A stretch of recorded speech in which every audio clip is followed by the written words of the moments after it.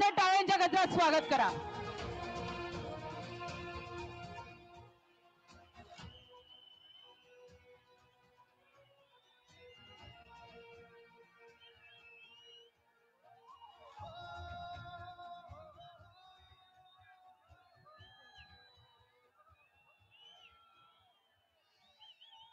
आजच्या या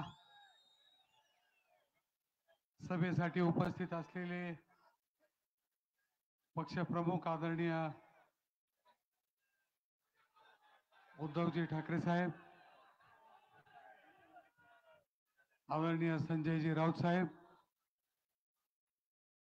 व्यासपीठावर उपस्थित असलेले महाविकास आघाडीचे सर्वच नेते, समोर बसलेले सर्व ज्येष्ठ श्रेष्ठ नागरिक, माता भगिनी आणि बंधूंनो,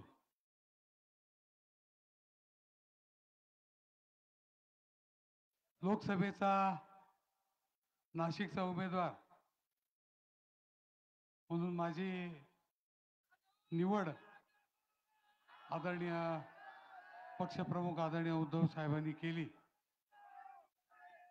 आणि जसं आपल्याला नवल वाटलं तसं मला या आश्चर्याचा धक्का बसला.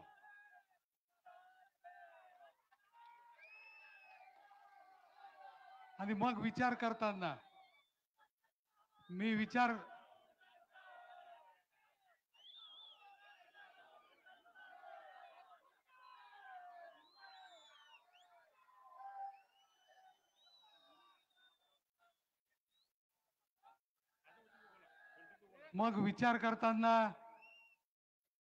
विचार करत होतो की 2014 साली आपल्याला उमेदवारी विधानसभेची दिली, आपल्याला आमदार केलं. 2019 साली पुन्हा बोलून उमेदवारी दिली, परंतु मी त्यांचा विश्वास सार्थ ठरू नाही शकलो. आणि अचानकपणे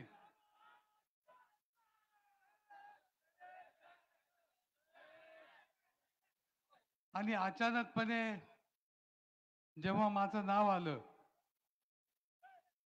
तेव्हा मी विचार केला की याच्या मागचं कारण काय असावं. मग विचार करता करता मी 2014 सालापर्यंत पोहोचलो. आणि 2014 साली जेव्हा मी विधानसभेची उमेदवारी मागण्यासाठी आदरणीय साहेबांकडे गेलो होतो, तेव्हा साहेबांनी मला विचारलं होतं की तुम्ही शिवसेनेत किती दिवस राहाल. आणि तेव्हा मी साहेबांना सांगितलं होतं की तुम्ही आणि मी असेपर्यंत मी शिवसेनेत राहील. मला वाटतं त्या निष्ठेचं फळ म्हणून, एक निष्ठावान शिवसैनिक म्हणून मला लोकसभेसारखी एक मोठी उमेदवारी आदरणीय साहेबांनी न मागता दिली. हा विश्वास सार्थ ठरवण्यासाठी आज 50वा दिवस आहे. मी आपल्या सर्वांचे आशीर्वाद घेत आपल्यापर्यंत आलो आहे. निवडणूक मोठी आहे, आपल्याला कामही मोठं करायचंय,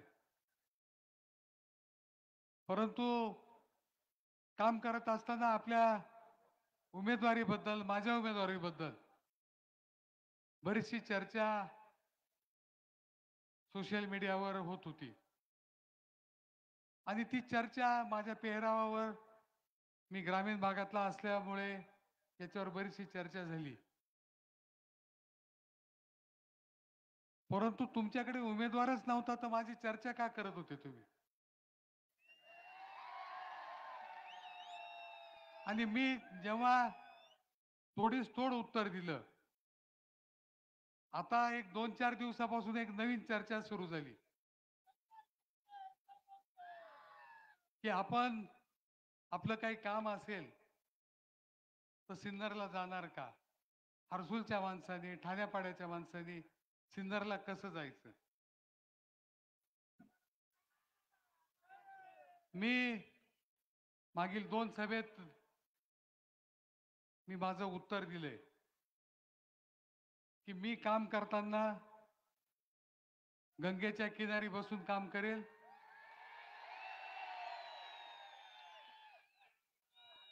आणि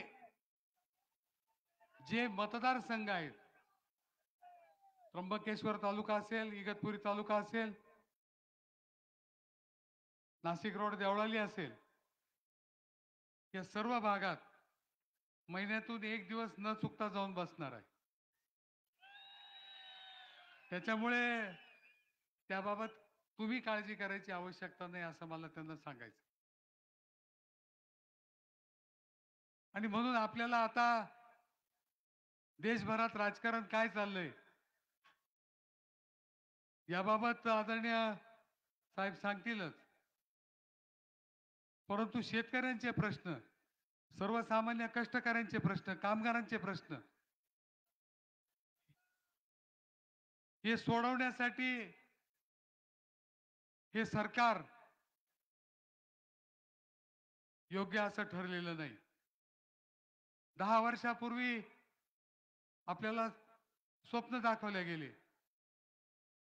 आपल्यालाही असं वाटत होतं की कुणीतरी देवदूत आलाय आणि आपल्या सर्व समस्या आता दूर होणार. परंतु 5 वर्ष गेले, त्याच्याही नंतर 5 वर्ष गेले आणि आता त्यांचं खरं रूप आपल्याला दिसायला लागलेलं आहे.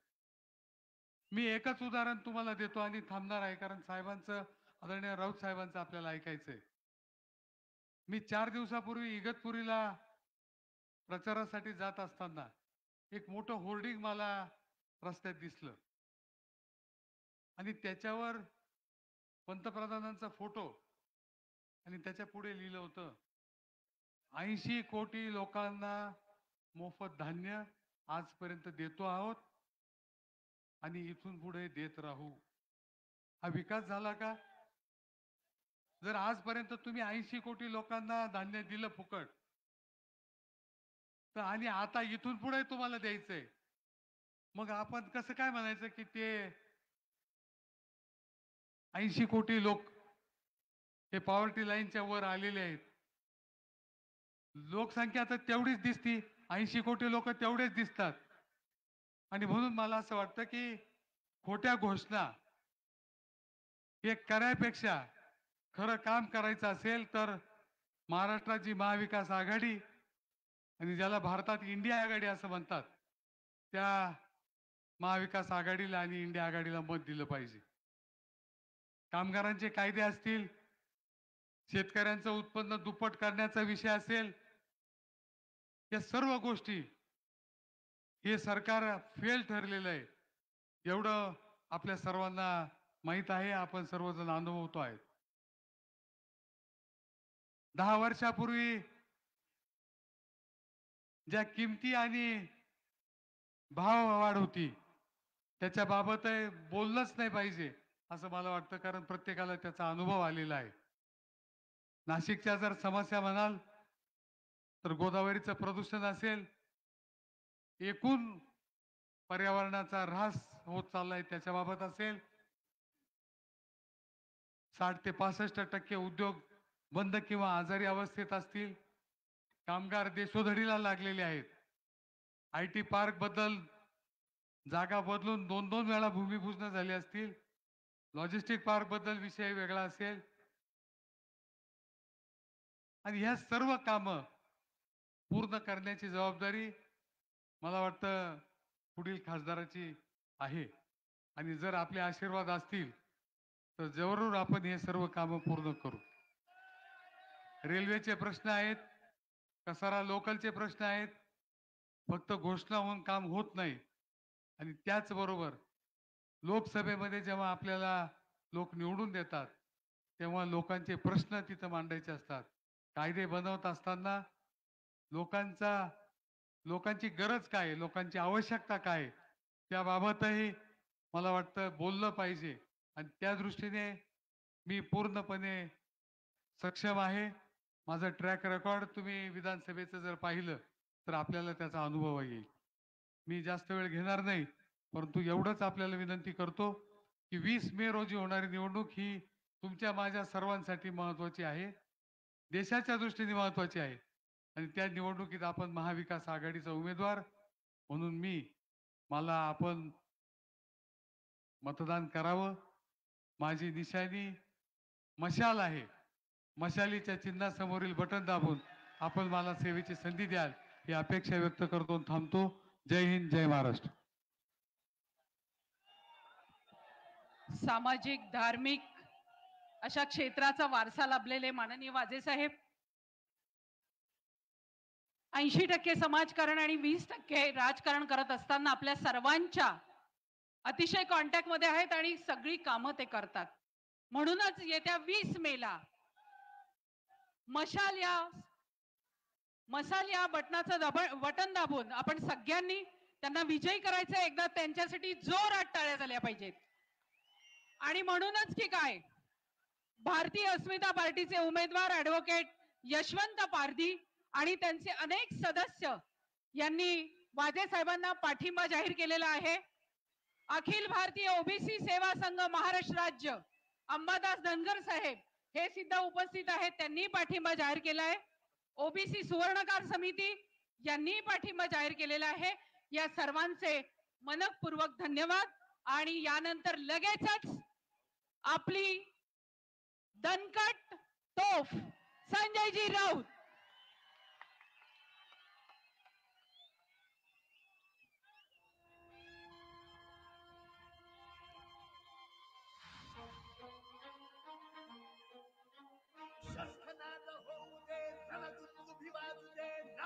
आदरणीय शिवसेना पक्ष प्रमुख उद्धवजी ठाकरे, व्यासपीठावरील महाविकास आघाडीचे सर्व मान्यवर नेते आणि या गोल्फ मैदानावर अनंत काळाच्या मैदानावर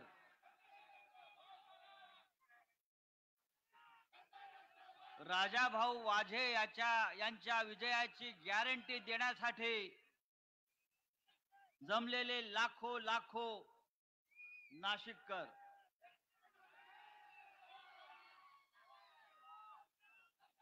ही विराट सभा गॅरंटी देते राजाभाऊ वाजे 100% दिल्लीला जात आहेत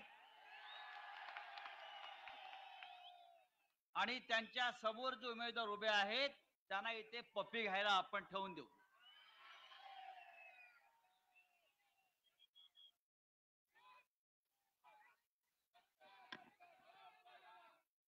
राजाभाऊ वाजे यांनी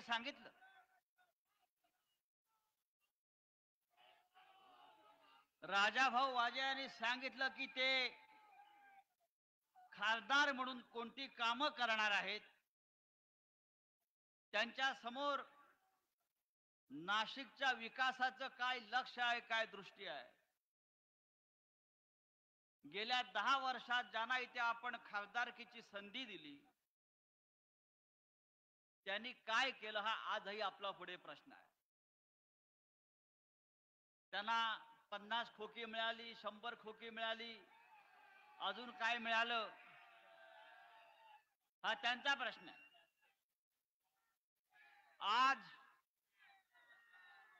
आज माननीय उद्धव साहेब इथे उपस्थित आहेत, पण या देशाचे पंतप्रधान मिस्टर फेकू आपण म्हणताय, मिस्टर फेकू हे सुद्धा नाशिकमध्ये होते. हे सुद्धा नाशिकला होते. निफाड तालुक्यातल्या पिंपळगावला गेले. भाड्याची माणसं तिथे आली.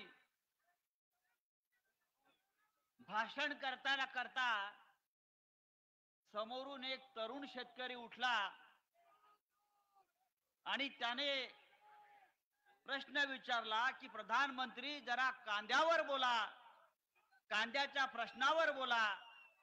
शेतकऱ्यांचे जे हाल चालू आहेत कांदा निर्यात बंदी नंतर त्याच्यावर बोला. तेव्हा या देशाच्या पंतप्रधानानं त्याच्याकडे रागानं पाहिलं, डोळे वटारून पाहिलं आणि फक्त भारत माता की जय, जय श्रीराम असा घोषणा देऊन निघून गेले. अरे भारत माता ही का तुमची खासगी प्रॉपर्टी आहे? तो शेतकरी सुद्धा भारत मातेचाच लेकरू आहे. तो शेतकरी सुद्धा श्रीरामाचाच भक्त आहे. तुम्ही पंतप्रधान म्हणून या शेतकऱ्यांचे प्रश्न सोडवू शकत नसाल,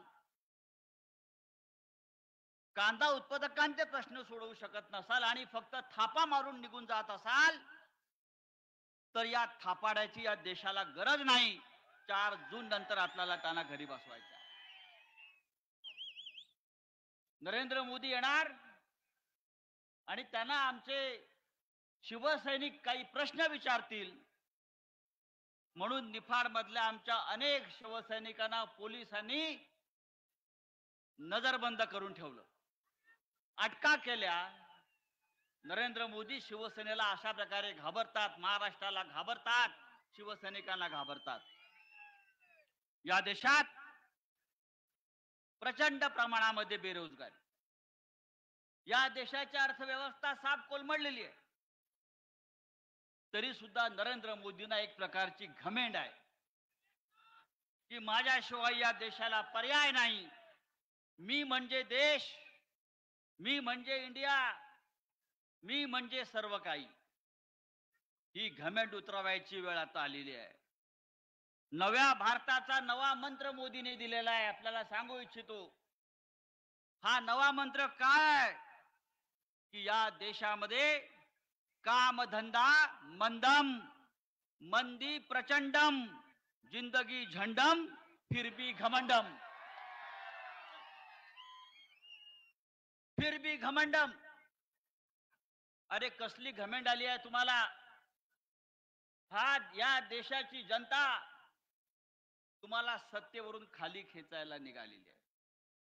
आज नरेंद्र मोदी सकाळी पिंपळगावला होते, नंतर इथून ते मुंबईला कल्याणला गेले. कल्याणवरून ते मुंबईमध्ये आता रोड शो करतायत. अख्खी मुंबई त्या रोड शो साठी आज बंद करून ठेवलेली आहे. ट्रेन बंद केलेल्या आहेत, मेट्रो बंद केलेली आहे. गेल्या 1 महिन्यामध्ये मोदींनी महाराष्ट्रामध्ये 28 सभा घेतल्या आणि मुंबईमध्ये आज रोड शो घेत आहेत. शिवसेनेमुळे नरेंद्र मोदींना रस्त्यावर यावं लागलं, लक्षात घ्या. पण कितीही रोड शो घ्या, किती सभा घ्या, हा महाराष्ट्र आता तुमच्या पाठीशी उभा राहणार नाही. महाराष्ट्रामध्ये जिथे जिथे नरेंद्र मोदींची सभा झाली आहे, त्या तिथे भारतीय जनता पक्षाचा पराभव होणार आहे. त्या प्रत्येक ठिकाणी शिवसेनेचा महाविकास आघाडीचा उमेदवार जिंकणार आहे. हे तुम्हाला मी आता खात्रीनं सांगतो. नरेंद्र मोदींनी 1 वर्षापूर्वी कर्नाटकामध्ये 27 सभा घेतल्या आणि 28 रोड शो केले. जिथे जिथे नरेंद्र मोदी गेले त्या सर्व ठिकाणी भारतीय जनता पक्षाच्या उमेदवारांचा पराभव झाला आणि त्यांचे 14 मंत्री सुद्धा पराभूत झाले. त्याच्यामुळे नरेंद्र मोदी आले म्हणजे भारतीय जनता पक्ष जिंकला, गद्दार जिंकले असं होणार नाही. या नाही ते राजा भाऊच्या विरुद्ध उभे राहून दाखवा. काय राजा भाऊच्या विरुद्ध उभे राहून दाखवा. 400 जागा जिंकण्याचा अहंकार, 400 जागा जिंकणार, 400. उद्धव साहेबांनी त्याच्यावर चांगलं उत्तर दिलंय. 400 पार नाही, अबकी बार भाजपा तडीपार, अबकी बार भाजपा तडीपार. अरे निवडणुका फक्त पैशावर जिंकता येत नाहीत. परवा या नाशिक मध्ये हेलिकॉप्टर उतरलं. कुठे आहे ते हेलिपॅड मला माहित नाही, पण नाशिक मध्ये उतरलं. या महाराष्ट्राचे घटनाबाह्य मुख्यमंत्री हेलिकॉप्टर मधनं काय बॅगा, खोके आणि बॅगा लोकांना माहिती आहे. त्या हेलिकॉप्टर मधून 19 बॅगा उतरल्या. आपण त्या संदर्भातला एक व्हिडिओ सुद्धा लोकांसमोर आणला. 19 बॅगा म्हणजे 19 कोटी रुपये त्याच्यामध्ये होते. या 19 बॅगामध्ये काय तुमचे चड्डे आणि बनियन होते काय? काय होतं त्या बॅगेमध्ये? कोणासाठी आणलंय 19 बॅगा? आमचा पराभव करण्यासाठी आणला? अरे हा तुमचा पापाचा पैसा आमचा पराभव करू शकत नाही, लक्षात घ्या. तेव्हा मित्रांनो, या महाराष्ट्रामध्ये परिवर्तनाची लाट आलेली आहे.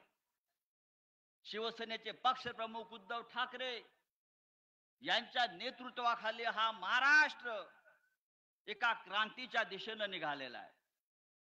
एक लढवय्या नेता, एक संघर्ष करणारा नेता नरेंद्र मोदी, अमित शहा या महाराष्ट्राचे दुश्मन, त्यांच्या विरोधामध्ये उद्धव ठाकरे यांनी जी मशाल पेटवलेली आहे, ती मशाल आता या महाराष्ट्राला नवी दिशा दाखवल्याशिवाय राहणार नाही. मी आपल्याला इतकंच सांगेन, मी आपल्याला एक गॅरंटी देतो माननीय उद्धव ठाकरे साहेबांच्या वतीनं, नरेंद्र मोदी 4 जून नंतर प्रधानमंत्री राहत नाही. आणि या महाराष्ट्रामध्ये पुढल्या 4 महिन्यामध्ये सत्ता बदल होऊन या राज्याची सूत्र पुन्हा एकदा शिवसेनेच्या नेतृत्वाखाली महाविकास आघाडीकडे आल्याशिवाय राहणार नाही. ज्या पद्धतीनं भ्रष्टाचाराचा वापर करून शिवसेना फोडली, राष्ट्रवादी काँग्रेस फोडली, हा जनतेचा आवाज इतका बुलंद आहे की या जनतेच्या बुलंद आवाजामुळं नरेंद्र मोदीच्या खुर्चीलाही सुरुंग लागल्याशिवाय राहणार नाही, याची खात्री बाळगा. राजाभाऊ वाजे एक आपल्यातला प्रामाणिक सचोटीचा माणूस उद्धव साहेबांनी आपल्याला उमेदवार म्हणून दिलेला आहे. आपण त्यांना त्यांची निशाणी मशाल या मशालीला भरभरून मतदान करून ही मशाल पुढल्या 4 दिवसामध्ये, नवीन चिन्ह जरी असलं तरी पुढल्या 4 दिवसामध्ये ही मशाल आपण घराघरामध्ये पोचवायला पाहिजे. आणि आपल्याला दाखवायचं आहे, तुम्ही आमचा पक्ष काढून घेतलात, तुम्ही आमचं धनुष्यबाण चिन्ह काढून घेतलात, तुम्ही आमच्यावरती हल्ले केलेत, आघात केलेत, तुम्ही आम्हाला अपमानित केलं, तुम्ही महाराष्ट्राला अपमानित केलं, पण ही मशाल यापुढे महाराष्ट्राला उजळून टाकल्याशिवाय राहणार नाही. आणि हिंदू हृदय सम्राट शिवसेना प्रमुख बाळासाहेब ठाकरे यांची शिवसेना, ही शिवसेना जे नकली म्हणतायत, ही शिवसेना जे नकली म्हणतायत, त्यांना आपण दाखवून द्यायचं आहे, हा विराट जनसागर नाशिकचा हा नकली नसून हा तुमच्या पराभवासाठी सज्ज झालेला रौद्र रूप धारण करणारी ही शक्ती आहे. जय हिंद, जय महाराष्ट्र.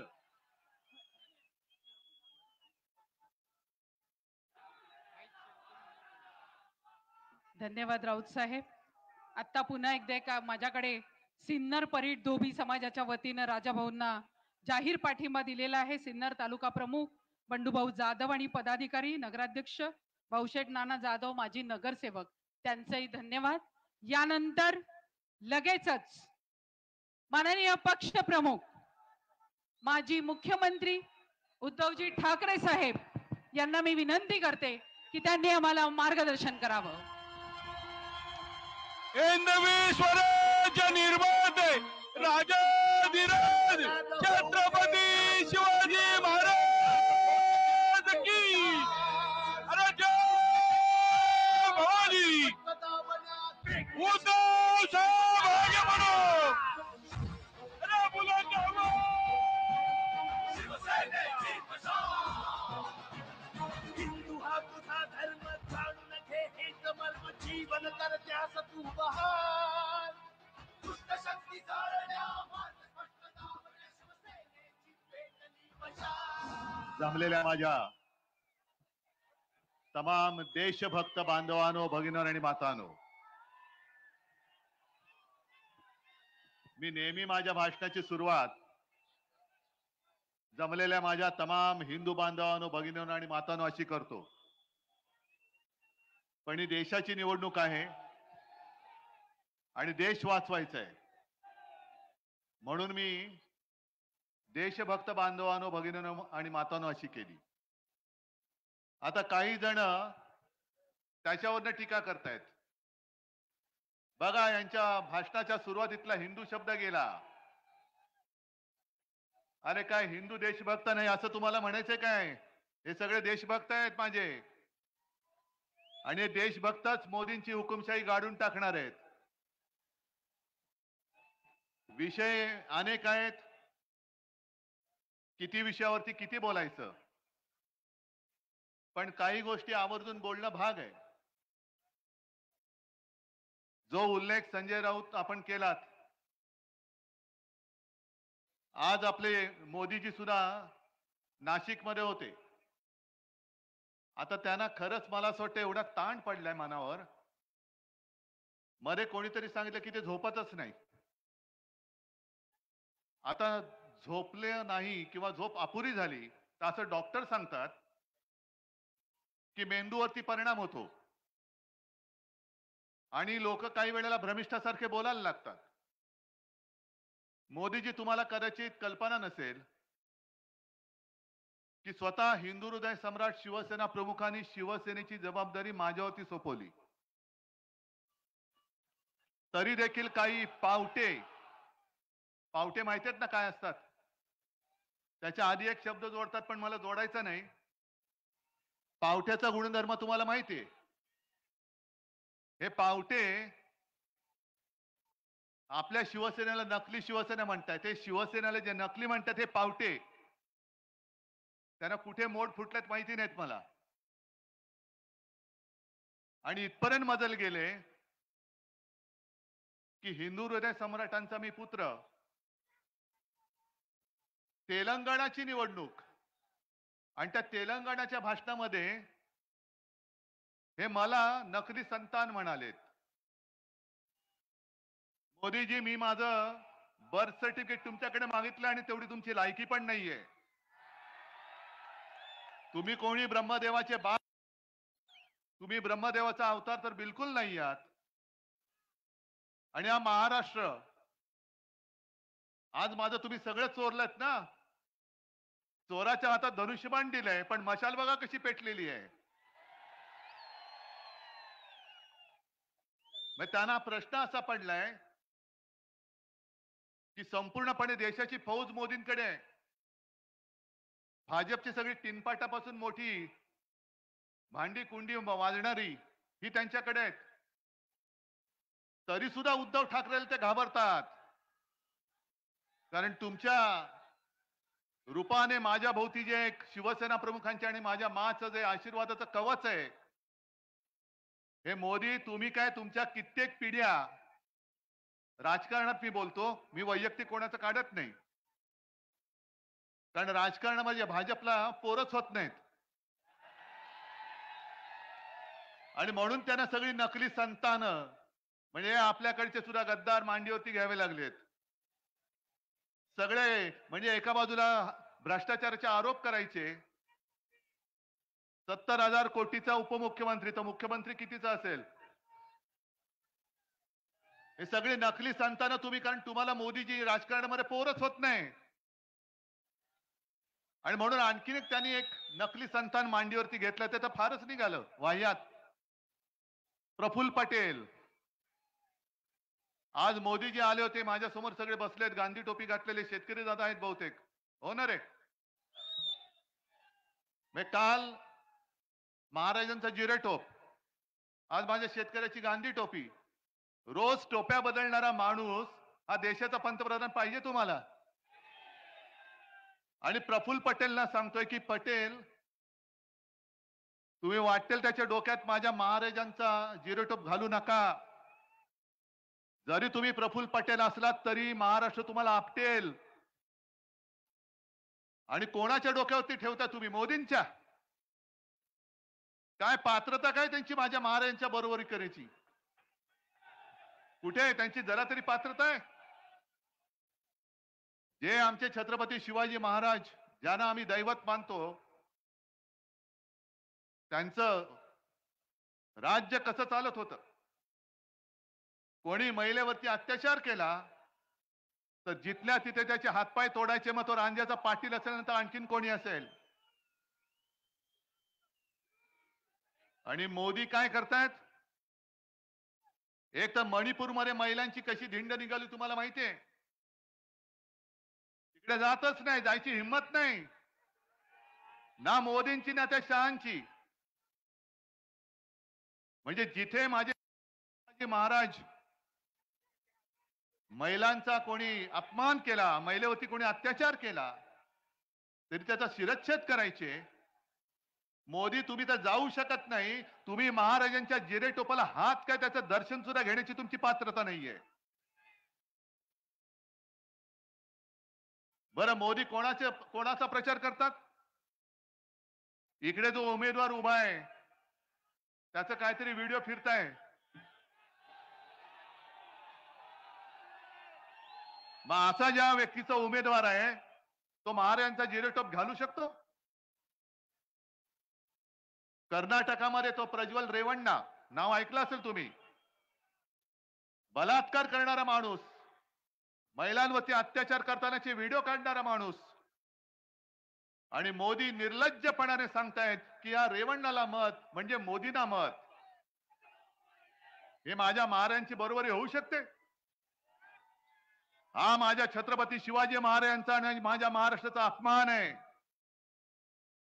प्रफुल्ल पटेल आज कदाचित बोलले तसं ऐकलं की महाराजांचा अपमान करण्याची आमची तशी काही नव्हती, पण यापुढे दक्षता घेऊ. म्हणजे तुम्हाला सुद्धा कळलंय की तुम्ही ज्यांच्या डोक्यामध्ये महाराजांचा जिरेटोप घातला ते डोकं त्या लायकीचं नाहीये, अजिबात लायकीचं नाहीये.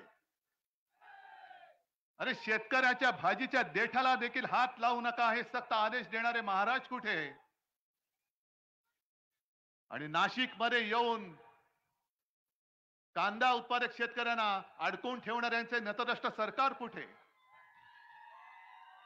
आज इकडे कांदा उत्पादक शेतकरी आलेत का रे?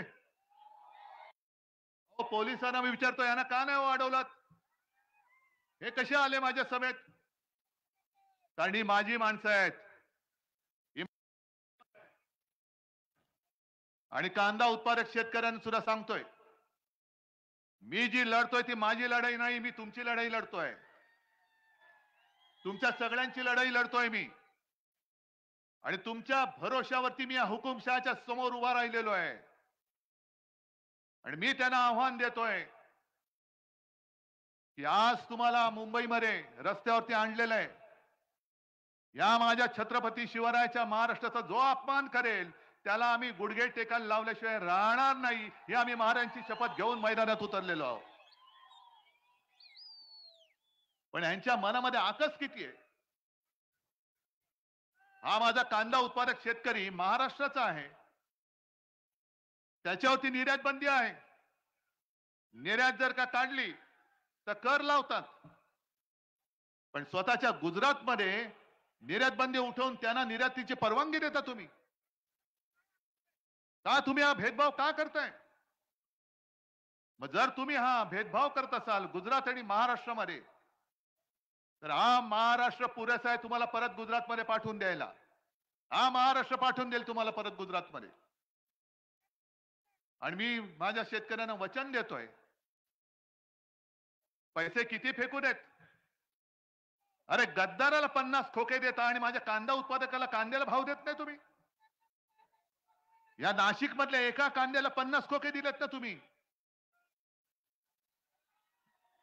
दिले ना, गद्दारी केली म्हणून त्याला 50 खोके दिले.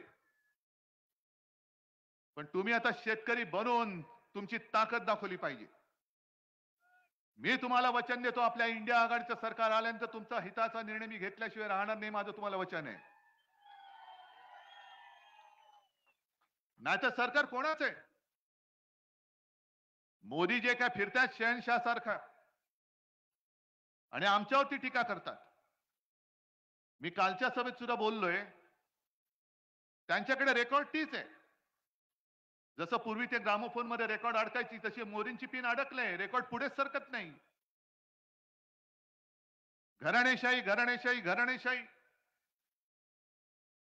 उद्धव ठाकरे आदित्य ठाकरेला मुख्यमंत्री करण्यासाठी लढतोय, शरद पवार सुप्रिया सुळेला मुख्यमंत्री करण्यासाठी लढतायत. अहो, निदान आम्ही आमच्या मुलांसाठी लढतोय. आणि मुख्यमंत्री करायचं नाही ते जनता ठरवेल. पण तुम्ही स्वतः किती वेळेला नवरदेव बनून बोल्यावर चढणार ते पहिले सांगा. प्रत्येक वेळेला निवडणूक आली का मोदी बाबा तयार, मुंडवळ्या लावून मीच तिकडे पाठावरती चढणार. दुसरे आमचे आहेच, पुन्हा येईन पुन्हा येईन. मुख्यमंत्री होतो, चपरासी झालो तरी चालेल, पण मी पुन्हा येईन.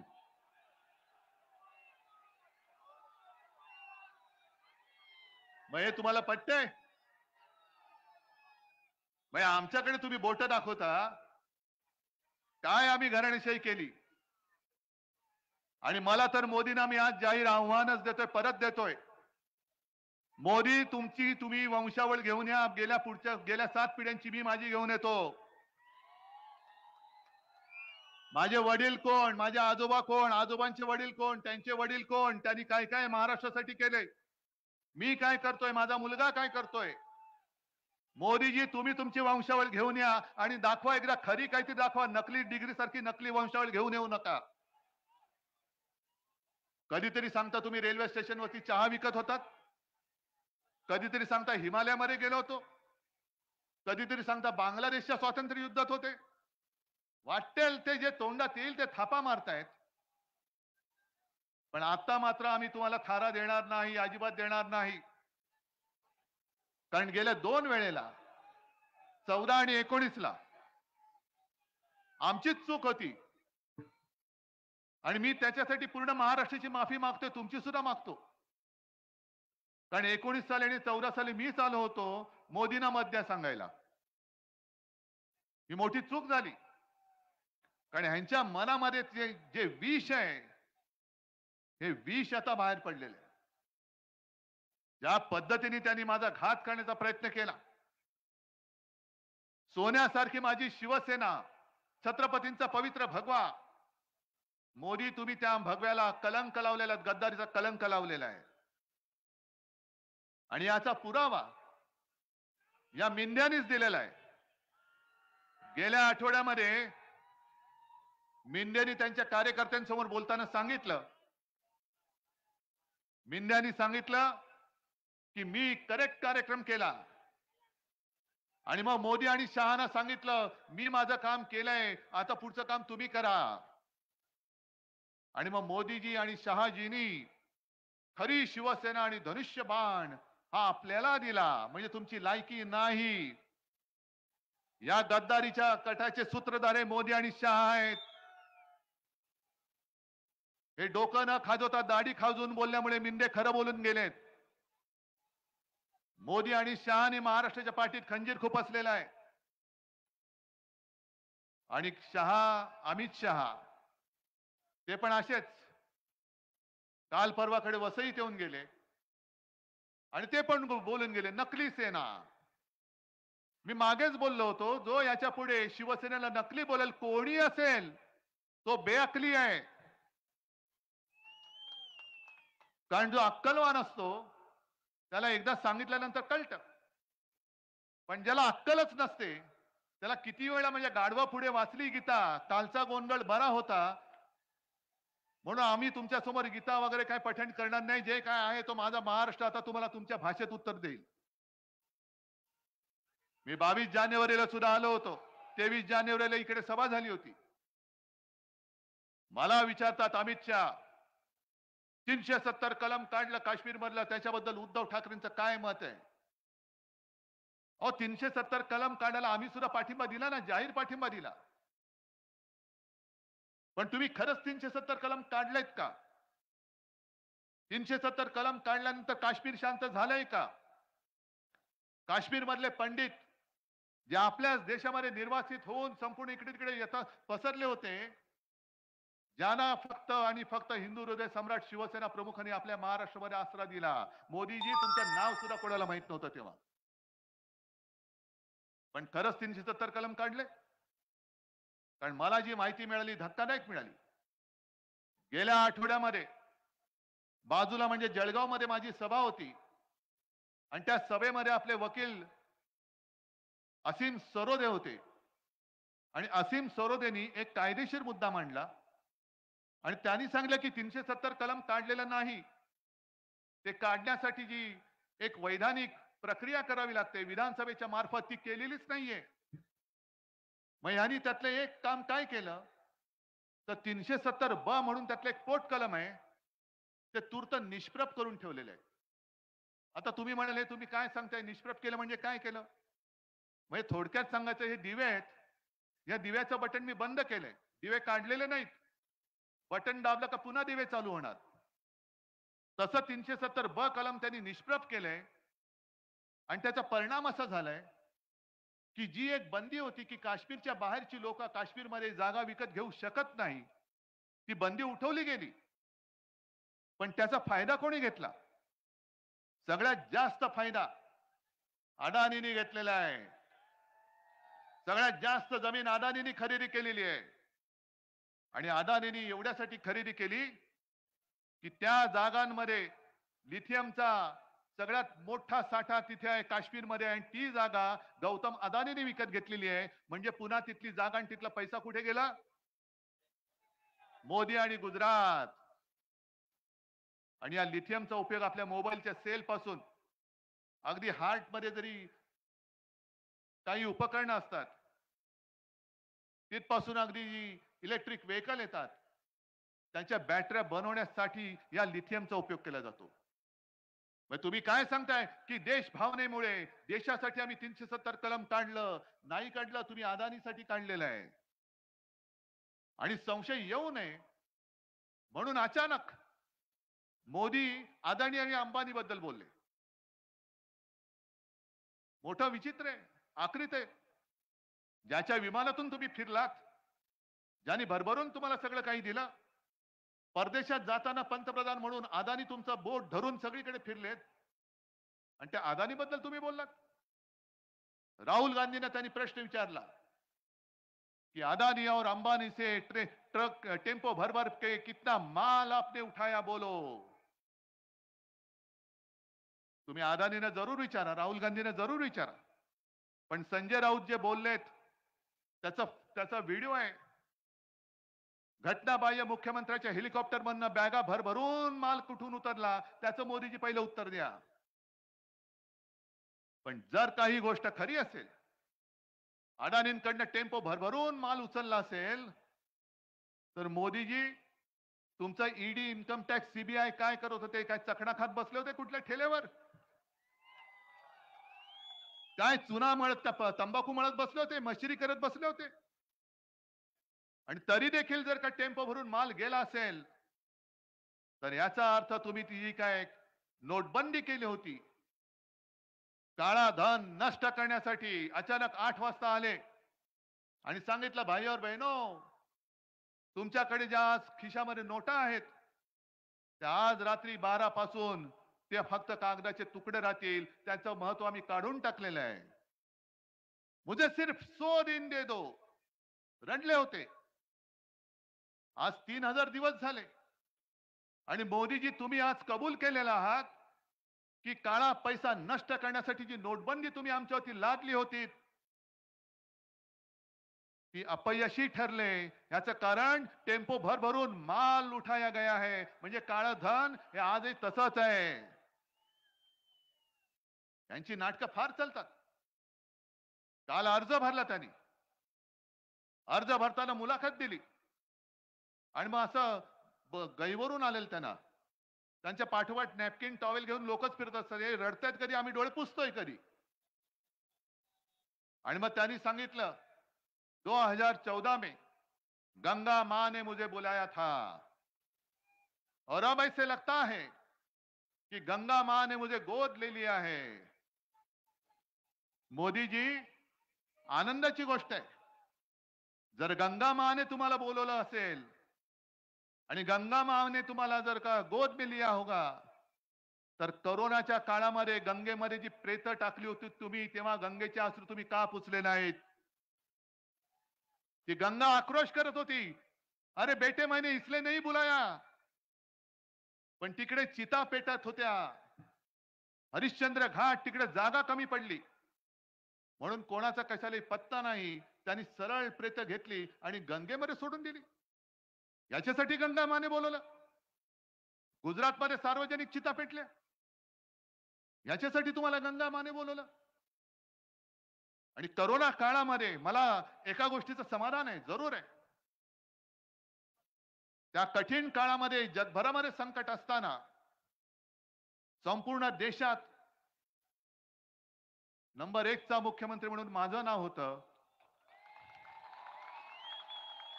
पण हे माझं श्रेय नाहीये, हे तुमचं सहकार्य आहे. मी तुम्हाला जे जे सांगत गेलो ते ते तुम्ही ऐकत गेलात, ते ते तुम्ही ऐकलं. म्हणूनच संपूर्ण देशात नंबर 1 चा मुख्यमंत्री म्हणून माझं नाव आलं होतं. हे माझं कर्तृत्व नाही, माझ्या महाराष्ट्राच्या जनतेचं कर्तृत्व आहे. पण तुम्ही काय करत होता? सगळीकडे होत्या. आणि अमित शहा आणि हा सगळा कंपो, हा निवडणूक रोख्यामधनं हजारो कोटीचा ज्यांनी घोटाळा केले, हजारो कोटी, म्हणजे निर्मला सीतारामनचे जे पती आहेत त्यांनी तर त्याचं वर्णन जगातला सगळ्यात मोठा घोटाळा असं केलेलं आहे. जगातला सगळ्यात मोठा घोटाळा. अरे एवढं खाताय तुम्ही, खाल्लंय, ओरबाडून खाताय.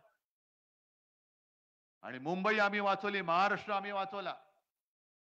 आमच्यावरती आरोप करताय खिचडी घोटाळ्याचा. काढा ना तुमचा घोटाळा काढा, आणि आम्ही काही घोटाळा केला असेल ते सुद्धा एकदा होऊन जाऊ द्या, उघड होऊन द्या. माझी तयारी आहे. आव्हान मी घेतोय तुम्हाला. तुम्ही किती खाल्लेत आणि मी काय खाल्ले असेल तर मी किती खाल्ले, होऊ द्या तुम्ही.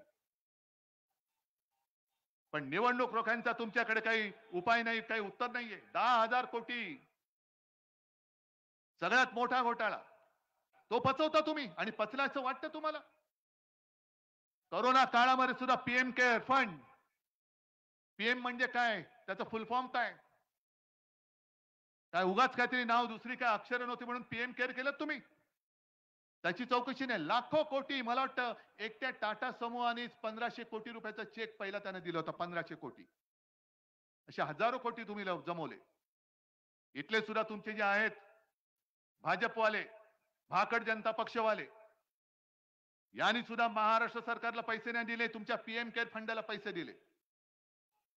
पण त्याचा हिशोब कोणी मागायचा नाही. मग मोदीजी तुम्ही 4 तारखेनंतर तर पंतप्रधान नाहीच आहात. जसं तुम्ही जाहीर केलं होतं नोटबंदी, की आज रात्री 12 नंतर तुमच्याकडच्या नोटा या कागदाच्या तुकडे राहतील, तसं मोदीजी महाराष्ट्र जाहीर करतोय की 4 जून पासून तुम्ही फक्त नरेंद्र मोदी असाल, तुम्ही पंतप्रधान नसाल. तुम्ही पंतप्रधान नसाल. आणि तुम्ही पंतप्रधान नसल्यानंतर मग पीएम केअर फंड कोण हाताळणार ते पहिले सांगा. अरविंद केजरीवालने एक चांगला मुद्दा उपस्थित केलाय, आणि मला खरंच काळजी आहे, भाजपची काळजी आहे. कारण कोणे एकेकाळी तो आपला सोबती होता. मोदीजींनीच जाहीर केलेलं की 75 वर्षानंतर कोणी राजकारणात राहता कामा नये. मोदीजी, मला भाजपची चिंता का वाटते? कारण तुम्ही पंतप्रधान तर आता होतच नाही आहात, पण आणखीन 2 वर्षानंतर जेव्हा तुम्ही झोळी लटकावून निघून जाल, तेव्हा तुमच्या भाजपवाल्यांची काय हालत होईल? म्हणजे तुम्ही आज जे बोललात की नकली सेना आणि राष्ट्रवादी, नकली राष्ट्रवादी ही काँग्रेसमध्ये विलीन होईल.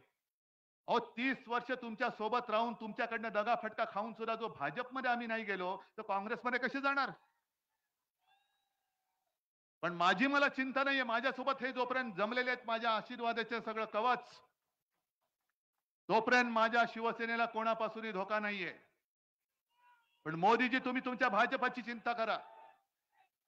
ज्या वेळेला तुम्ही आम्हाला विचारता इंडिया आघाडीकडे चेहरे किती आहेत, दरवर्षी एक आम्ही पंतप्रधान देऊ. अहो निदान आमच्याकडे चेहरे आहेत, तुमच्याकडे तर चेहराच नाहीये. तुम्ही आता पंतप्रधान नसाल आणि 2 वर्षानंतर भाजपची हालत काय होईल ती बघा. 5 तारखेलाच अर्धा अधिक भाजपा फुटल्याशिवाय राहणार नाही.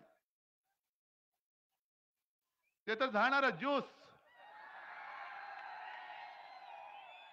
हे सगळे तुम्ही जे काय गद्दार जमवलेले आहेत, ईडी, इन्कम टॅक्स, सीबीआय, कंटा यंत्रणा आमच्या हातामध्ये असतील.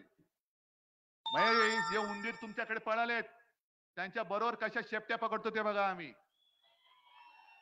त्याच्यामुळे मोदीजी, तुम्ही माझ्या शिवसेनेची काळजी करू नका. आई जगदंबा आणि आई भवानी समर्थ आहे. पण तुम्ही तुमच्या भाजपाची चिंता करा. आणि मुद्दामून एक गोष्ट सांगतो की 2009 साली लोकसभा निवडणुकीमध्ये मोदीजींनी 200च्या वर सभा घेतल्या होत्या आणि नंतर मला भाजपवाले सांगत होते की काय करावं, जिथे जिथे यांना नेलं तिकडे आमचा सुपडा साफ झाला. त्याच्यामुळे मोदीजी अजून 2 दिवस राहिलेत. माझ्या नाशिक शहरामध्ये सुद्धा येऊन जा, सगळीकडे फिरा, म्हणजे सगळीकडे तुमचा सुपडा साफ होऊन जाईल. पण जी मस्ती तुम्ही दाखवत आहात, माझ्या महाराष्ट्राच्या हक्काचा तोंडचा घास पळून तुम्ही गुजरातमध्ये नेत आहात. काय गुन्हा काय केले हे एकदा सांगा ना. मी मगाशी जे तुम्हाला सांगत होतो की गेल्या 2 वेळेला महाराष्ट्राने भरभरून 40च्या वरती खासदार तुम्हाला दिले. महाराष्ट्राने तुमच्यावरती उपकार केले आणि त्या उपकाराची फेड तुम्ही अशी अपकाराने करता. आज तुम्ही जसं दारोदारी फिरताय, मत मागायला, मताची भीक मागायला फिरतात. तुम्ही सगळे, तुमच्या सोबत सगळी सेना, एअरफोर्सची विमानं, हेलिकॉप्टर्स, फक्त रणगाडे बाकी आहेत आता. आणि ते सुद्धा माझ्या शेतकऱ्यांना तुम्ही डांबून ठेवता, माझ्या शिवसैनिकांना अडकून ठेवता. मग एवढं सगळं असून तुम्हाला मतांची भीक मागावी लागते. आणि मग तुम्ही विचार करा, तुम्ही जी गेली 10 वर्ष माझ्या या महाराष्ट्राला फसवलं, संपूर्ण देशाला फसवलं. 2 कोटी लोकांना आम्ही रोजगार देऊ, एकाला तरी रोजगार मिळालाय? आणि हे सगळे सुशिक्षित आहेत, काही शिकलेले नसतील. पण तुम्ही जसे फिरतायत तसे हे नाही फिरू शकत. यांच्याकडे बुलेट प्रूफ सोडा, यांच्याकडे सायकल सुद्धा नसेल कदाचित. हे नोकरीसाठी वणवण फिरतायत, दारोदारी हिंडतायत, त्यांचे जोडे जिसतायत.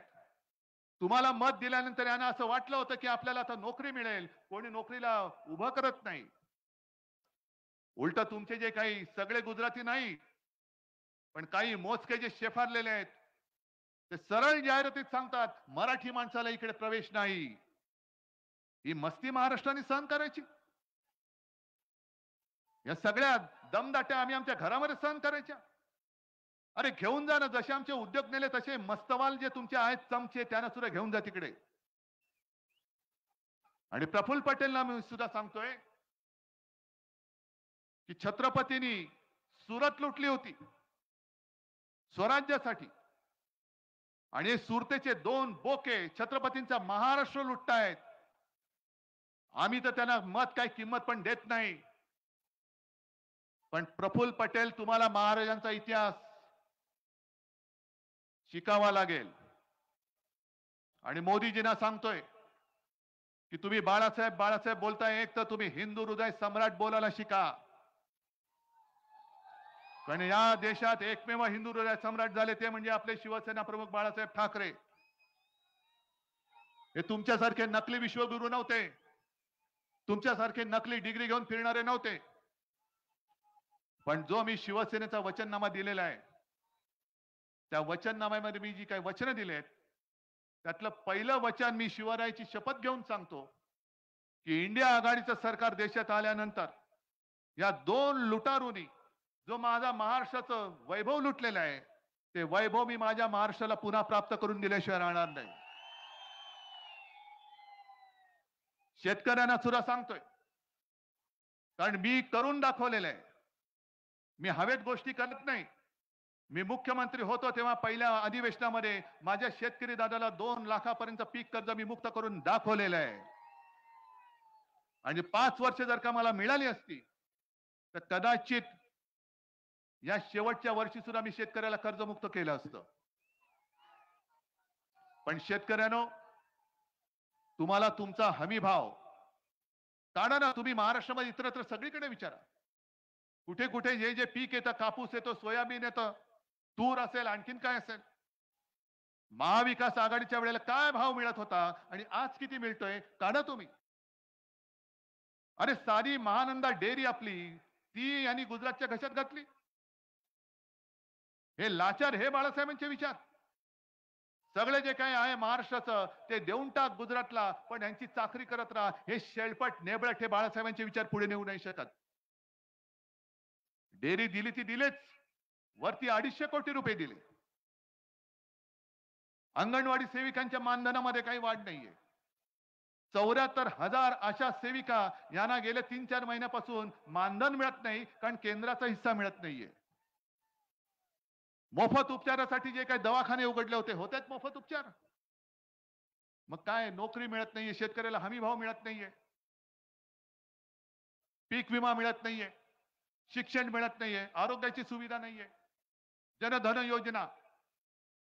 बरं ती आणखीन एक काहीतरी योजना आहे, प्रधानमंत्री सन्मान योजना. शेतकऱ्याच्या खात्यात 6,000 रुपये देणार. मिळाले असतील तुम्हाला, मिळालेत ना?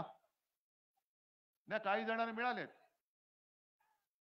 पण ज्यांना मिळालेत त्या एका शेतकऱ्याचं बोलकं आहे, प्रतिक्रिया बोलकी आहे. त्याला विचारलं की तुम्हाला 6,000 मिळाले का? हो मिळाले. मग आता भाजपला मत देणार का? मोदी सरकारला देणार का? तुला का म्हणून देऊ? आम्ही खत घेतो, त्या खतावरती 18% जीएसटी, आता थोडी कमी केले वाटतं.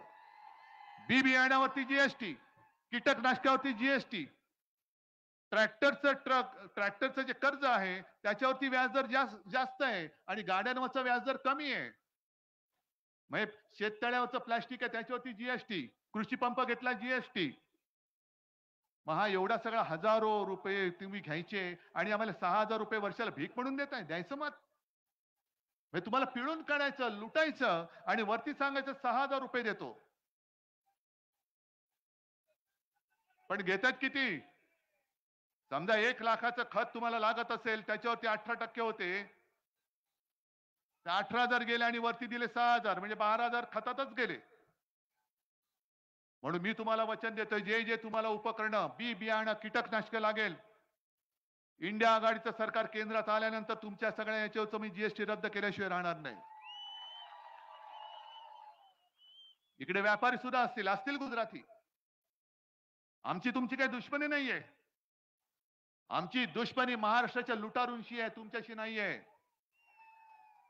आणि इंडिया आघाडीचं सरकार आल्यानंतर जे गुजरातच्या हक्काचं असेल ते आम्ही जरूर देऊ.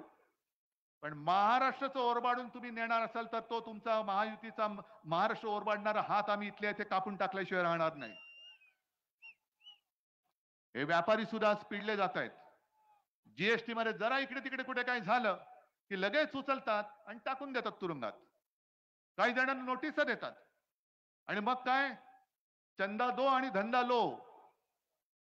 जे निवडणूक रोख्यांच्या बाबतीत केलं, अनेक अशा कंपन्या ज्यांच्यावरती धाडी टाकल्या आणि त्यांनी निवडणूक रोखे दिल्यानंतर क्लीन चिट, जसं अजितदादाला केलं, अशोक चव्हाणांना केलं, सगळ्यांनाच करतायत. म्हणजे मोदी गॅरंटी काय आहे कि आप भ्रष्टाचार करो और भाजपा में आ जाओ, क्लीन चिट मेरी गॅरंटी आहे. आणि मी काही जणांना बोलतोय सभेमध्ये, लोकांना पटतंय. म्हणजे यांचे जे काही चेले चपाटे आहेत हे पूर्वी किंवा आता सुद्धा आपल्याकडे गल्लीबोळामध्ये घंटा गाडी येते ना, कचरा क्लीन करायला येते की नाही? कचरा गाडी येते ना, कचरा करायला, गोळा करायला. तशी भाजपची गाडी फिरते. कोण भ्रष्टाचारी आहेत घ्या इकडे या. मग सगळे एकत्र करून घेऊन जातात. मग त्यांना विचारतात, हा क्या है बोलो, इसका कितना घोटाला है? इसका 5 करोड़ का है. चल लात मारून हाकलून दे, 5 कोटीचा काय घोटाळा है? इसका कितना है? इसका भाई 50 कोटी का है, जरा थोड़ा बाजू में रखो. इसका कितना है? 100 कोटी, थोड़ा इधर लो. इसका कितना है? 70,000. अरे इसको तो उपमुख्यमंत्री बनाओ. म्हणजे तुम्ही भ्रष्टाचार मुक्त भारत करायला निघाला होतात. मोदीजी तुम्ही भ्रष्टाचार मुक्त सगळे विरोधी पक्ष करून टाकले. काय पाळी आले तुमच्यावरती? जी शिवसेना तुम्हाला संकट काळामध्ये हातात तेजस्वी भगवा घेऊन तुमच्या बरोबरीने उभी राहिली होती, त्या शिवसेनेला संपवण्यासाठी तुम्हाला एवढी सगळी यातायात करावी लागते आणि ते कमी पडतंय. म्हणून भ्रष्टाचारांची फौज घेऊन तुम्ही आमच्या अंगावरती येताय. ठीक आहे, या, जरूर या.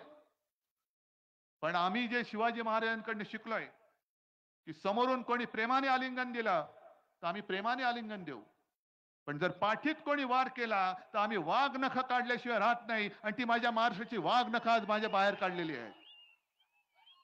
तुम्ही महाराष्ट्राच्या पाठीमध्ये वार केलेला सगळं देऊन सुद्धा तुम्ही माझ्या उद्धव ठाकरेच्या नाही, शिवसेनेच्या नाही, तर महाराष्ट्राच्या पाठीत वार केल्या. तुम्ही महाराष्ट्राची अस्मिता जपणारी शिवसेना फोडण्याचं पाप केलेलं आहात.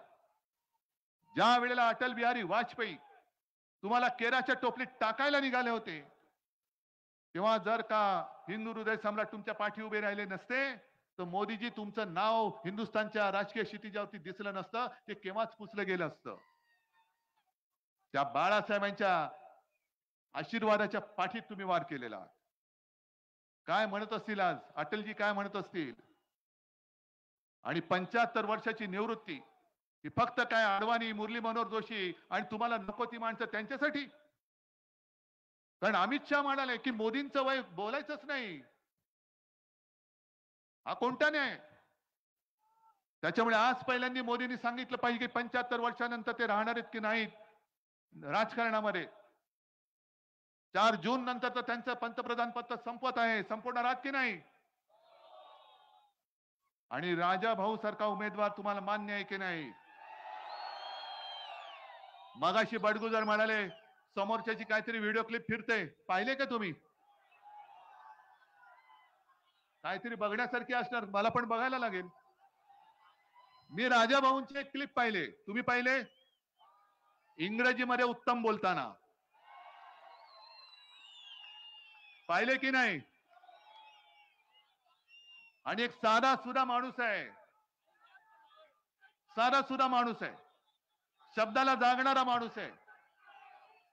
आणि मला स्वतःला खात्री आहे, मी नेहमी एक बघत असतो की संकट काळामध्ये सोबत कोण राहतं. कारण एक हिंदीमध्ये असं म्हणतात, सुख में जो साथ देते हैं वो रिश्ते होते हैं, लेकिन दुख में जो साथ देते हैं वो फरिश्ते होते हैं. तुम्ही सगळे फरिश्ते आहात. आणि राजाभाऊंचा विजय मला नुसता राजाभाऊ वाजे विजय असं नकोय, प्रचंड झाला पाहिजे. गद्दाराचं डिपॉझिट जप्त करून झाला पाहिजे. कारण मी या सगळ्या गद्दारीचा सूड उगवण्यासाठी उभा आहे. हेच गद्दार मला येऊन सांगून गेले होते की उद्धवजी 2019 साली आपण जी लोकसभा जिंकलो ते मोदींचा फोटो लावून जिंकलो. मग त्या गद्दारांना मला विचारायचंय की जर 2019 ची निवडणूक आम्ही मोदींचा फोटो लावून जिंकलो होतो, तर आज मोदींना माझ्या वडिलांना चोरून त्यांचा फोटो लावून का मतं मागावी लागतायत? याचं कारण मोदी नावाचं नाणं या महाराष्ट्रामध्ये चालत नाही. जसं तुम्ही नोटबंदी केली तशी महाराष्ट्राने तुमची नाणेबंदी केलेली आहे. फक्त एक लक्षात घ्या, कारण वर्षानुवर्ष एक निशाणी आपल्या डोक्यात बसली होती आणि बरोबर त्यांनी डाव टाकला. हे भेकड आहेत, भाकड आहेत, चोर आहेत, बोगस आहेत. याचं कारण यांच्याकडे कोणी आपल्यासाठी लढणाऱ्या या मैदानात उतरवला कोणी मर्दच नाहीये. गद्दारानं उतरवलंय आपल्या समोर. आणि तुमचा गोंधळ होण्यासाठी आपलीच निशाणी चोरून त्यांना दिलेली आहे. पण आता आपली निशाणी काय? घरोघरी घेऊन गेलायत. पण मतदान करताना एक लक्षात घ्या, नुसता आवाज आला म्हणजे निघायचं नाही. मशाली समोरचं बोट दाबल्यानंतर मशाली समोरचा दिवा लागतोय की नाही बघायचा. तो दिवा लागल्यानंतर निघायचं नाही. त्या व्हीव्हीपॅट मशीन मध्ये ती स्लिप आली की नाही, त्याच्यावर मशाल दिसते की नाही बघायचं. ती बघून निघायचं नाही, ती स्लिप खाली पडते की नाही बघायचं आणि मग निघायचंय. मग आपलं ठरलंय हातामध्ये काय, आणि विजय होणार विशाल. जय हिंद, जय महाराष्ट्र. सर्व शिवसैनिक बांधवांना विनंती आहे की आपण राष्ट्रगीतासाठी या ठिकाणी सर्वांनी उभं राहायचं आहे. एक साथ